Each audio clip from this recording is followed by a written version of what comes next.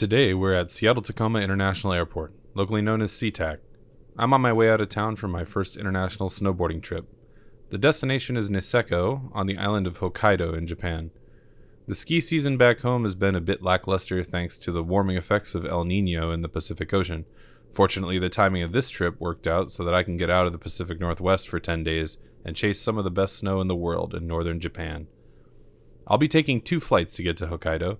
The first leg will leave Seattle and head north toward Alaska before crossing the Bering Sea and heading south toward Japan. After a brief layover in Tokyo, I'll board a short flight north to Sapporo, arriving around 7 p.m. local time. The plan is to stay in the hotel at the new Chitose airport that evening before I rendezvous with my guided tour group the next morning. Once the group's together at the airport, we'll hop on a charter bus for the 2-hour drive out to our lodge in Niseko.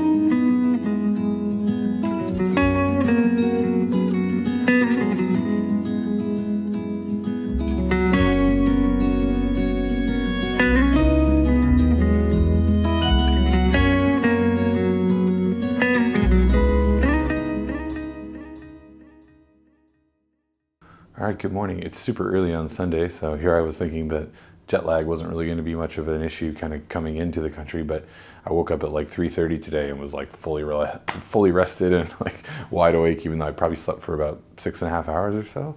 So kind of was expecting to sleep in a little bit more, but I feel great. So kind of been packing up the room, just trying to find some stuff to do, and then once everything's all packed up, I'm going to take my camera and I'm going to go wander around because there were some really cool sculptures and things in this hotel.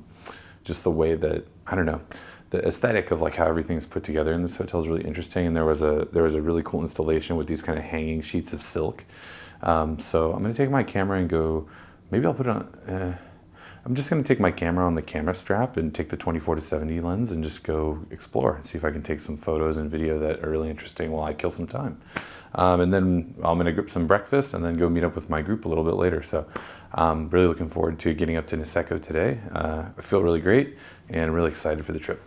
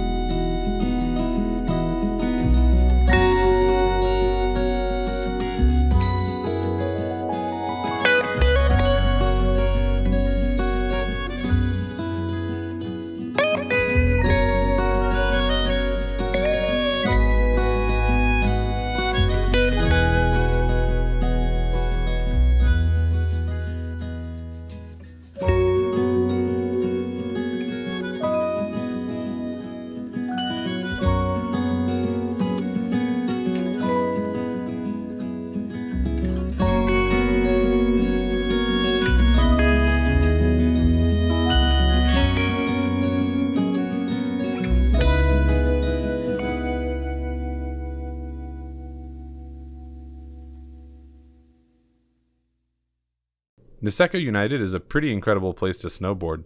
There are 4 different ski areas on Mount Niseko Annapurri, which wrap around the eastern and southern faces of the mountain like a blanket. The official trail map is laid out looking west so that you can see Annapurri, Niseko Village, Grand Hirafu, and Hanazono ski areas from left to right. But since I'm traveling in a group with 2 guides, we'll be spending a lot of time in the backcountry where the snow is deep and not groomed. From the top of the chairlifts, you can exit any of the backcountry gates and then hike about 150 vertical meters to the peak. From the peak, we'll descend the west face of the mountain, riding through open glades and deep snow until we ride back into the Annapurri base area to catch the chair back up. We'll also come down the north ridge and northeast faces of the mountain, which lead to a road at the bottom of the valley. After a short hike along this road, we'll re-enter the ski boundary area at Hanazono. Snowboarding with experienced guides helps greatly to improve backcountry safety, but it's not a substitute for personal avalanche equipment. The Hokkaido snowpack doesn't suffer as many of the melt-freeze cycles that create lots of dangerous, strong, and weak layers like it does in the Cascade snowpack in Washington. But avalanches do still happen in Japan, and so do avalanche fatalities. Every morning, we had a safety review with our guides to discuss the conditions and the plan for the day. Once we arrived at the base of the first chairlift, we tested our avalanche beacons one at a time before setting them to transmit and securing them in our harnesses. Every person in the group also carries a probe and shovel in the event that we need to perform a burial search and rescue.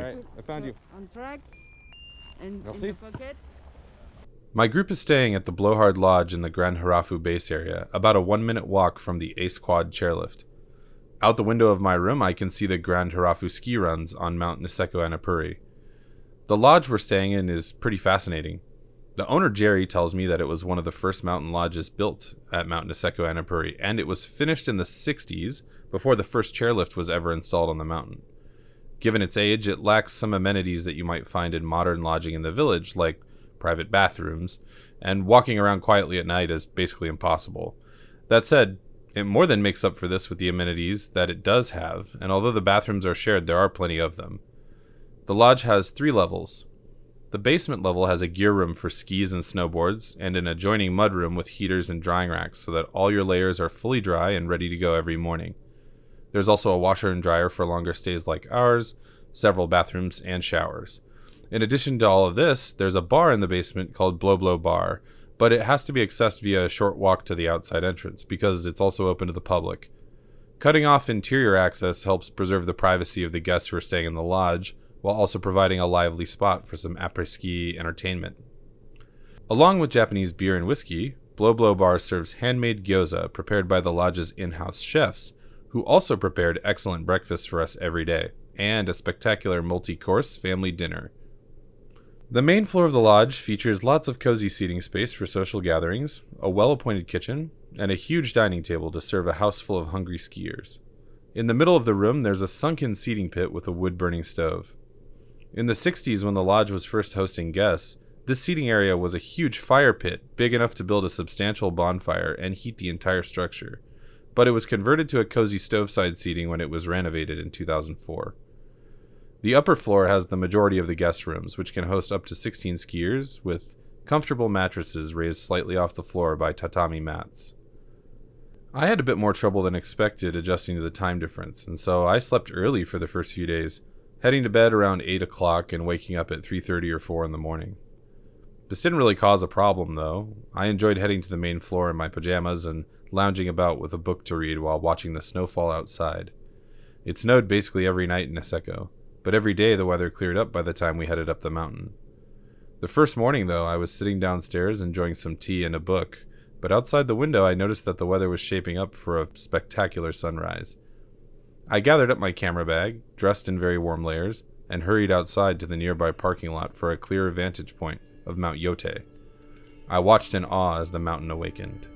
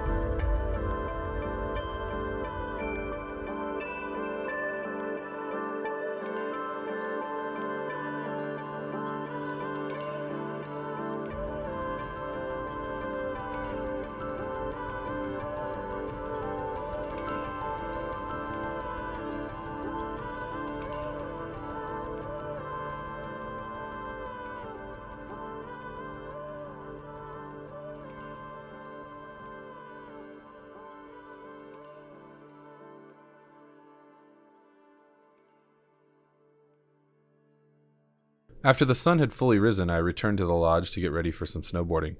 For the next few days, we enjoyed hiking the peak of Mount Niseko Annapurri over and over before descending the backcountry slopes loaded with light, fluffy powder and exploring beautiful glades of silver birch trees.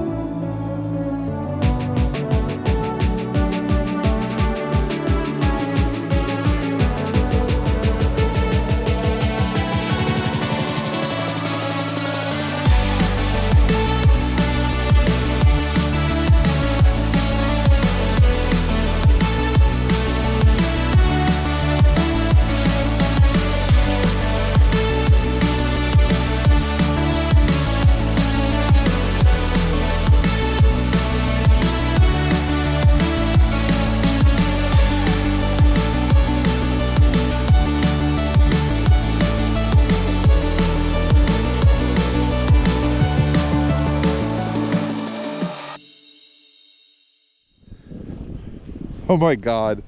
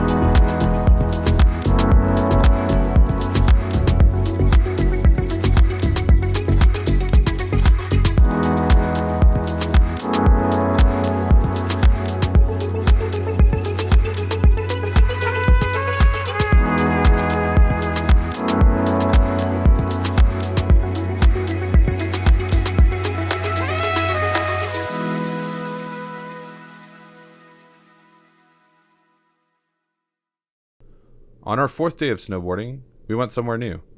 Rusutsu is about 40 minutes from Niseko, around the southeast side of Mount Yote. It's known for its excellent forests and trees. The ski area actually spans 3 different peaks with a gondola that crosses the highway in the valley. There's also an amusement park in the base area which might operate in the summer months, although our guides indicated that it may be abandoned these days. We sought amusement, however, in fresh snow and riding through open glades in the sun.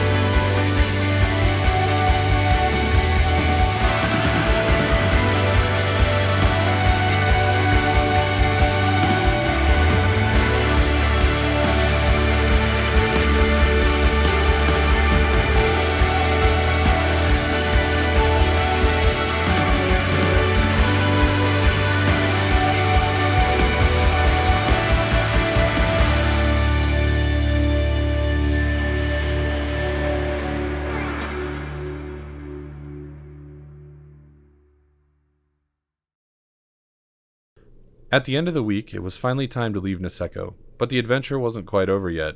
We would be spending one more night in Sapporo that evening, before heading to the airport, and this would give us the chance to explore Sapporo and check out the world-famous Sapporo Snow Festival.